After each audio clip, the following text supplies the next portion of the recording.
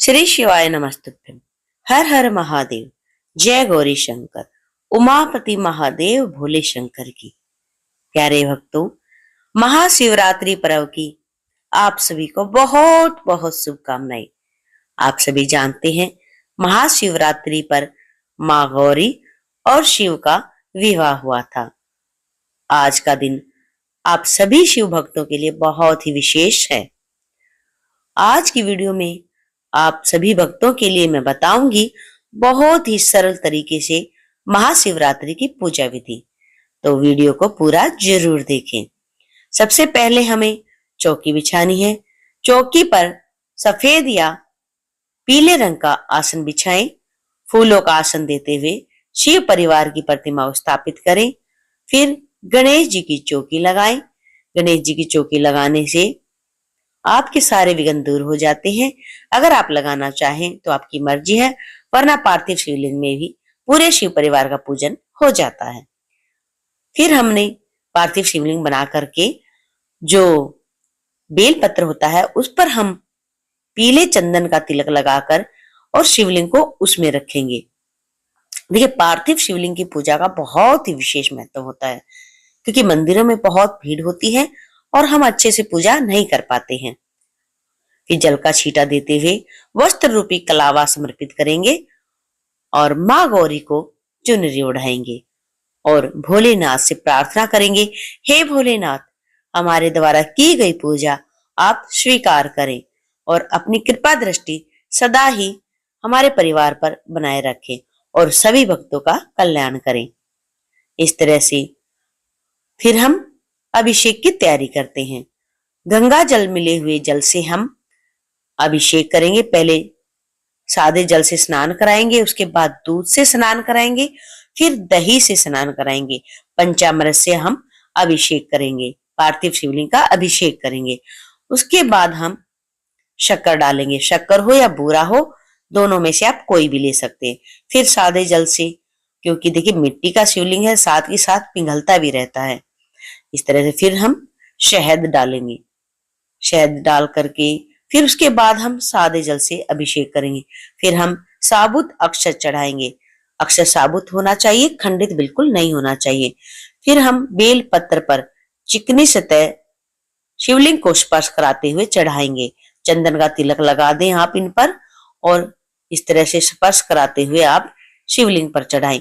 भोलेनाथ को जो प्रिय सामग्री है, जैसे कि भांग, धतूरा, आग, ये सब आप भोलेनाथ को जरूर चढ़ाएं। ये आपको बाजार में भी मिल सकती है, वरना आप तोड़कर भी ला सकते हैं। और भोलेनाथ को बेल पत्र तो बहुत ही प्रिय है। जो भी आप पूजा सामग्री चढ़ाएं, भोलेनाथ की प्रिय सामग्री ही चढ़ाएं। फिर भोलेनाथ को, गणपति जी को फूल चढ़ाएंगे। फूल चढ़ा करके उसके बाद हम सभी को तिलक लगाएंगे। भोलेनाथ को चंदन का तिलक लगाना है, माँ गौरी को और गणपति जी को रोली का तिलक लगाना है। इस तरह से तिलक लगा करके फिर हम शुद्ध देसी घी की दिए की स्थापना करेंगे।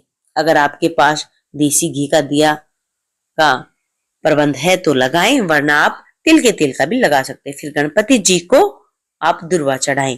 गणेश जी को दुर्वा बहुत प्रिय है, तो कोशिश करें आप दुर्वा चढ़ाएं।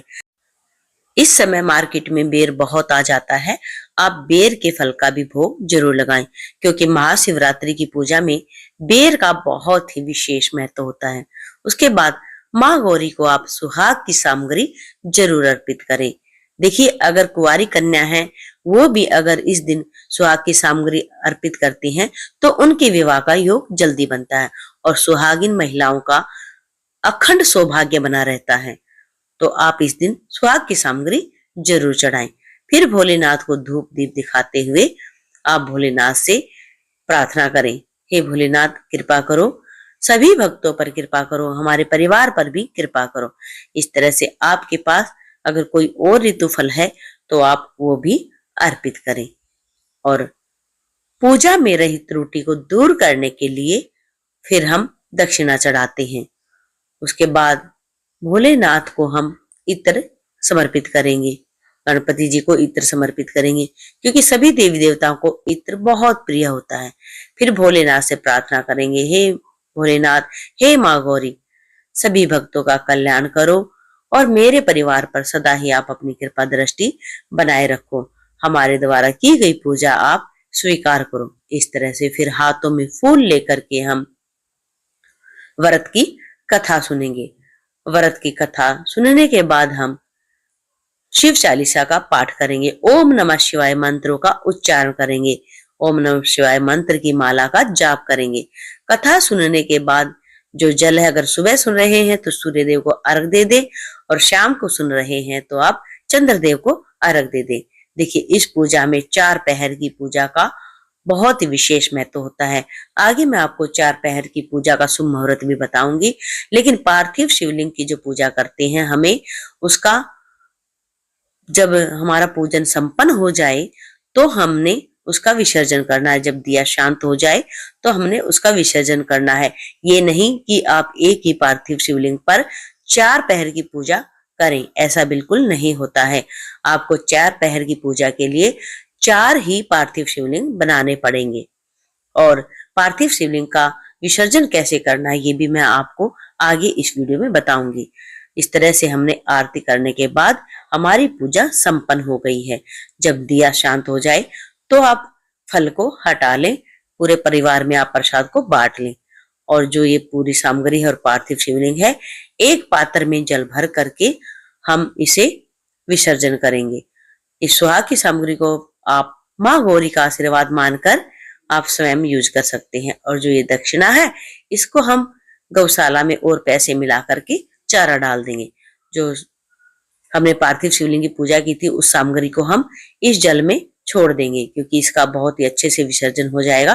फिर हम इसे किसी पौधे में, क्यारी में डाल सकते हैं या किसी साफ सुथरी जगह में डाल सकते हैं। जो बेल पत्र है, आप उसे धो करके दोबारा भी यूज कर सकते हैं। इस तरह से हमने यहाँ पर शिवलिंग छोड़ दिया है। इस तरह से जो और सामग्री है, जो अभिषेक का जल है, वो भी इसमें हम डाल देंगे और फिर हम इसे किसी क्यारी में डाल देंगे। ये हो गई हमारी, इस तरह से होगी हमारी 4 पहर की पूजा और विसर्जन। और जो चौकी है, आप अगले दिन सुबह की पूजा करके हटा सकते हैं। यह है 4 पहर की पूजा का शुभ मुहूर्त, आप नोट कर सकते हैं। और कथा आपको हमारे चैनल पर सुनने को मिल जाएगी। कथा भी हमने डाल दी है। निश्चित काल की पूजा का शुभ मुहूर्त आप देख सकते हैं। अगर आपको हमारे द्वारा दी गई जानकारी और पूजा विधि थोड़ी सी भी अगर आपके काम आए तो प्लीज चैनल को सब्सक्राइब जरूर कर लें और कमेंट में आप जरूर बताएं कि आपको आज की पूजा विधि कैसी लगी।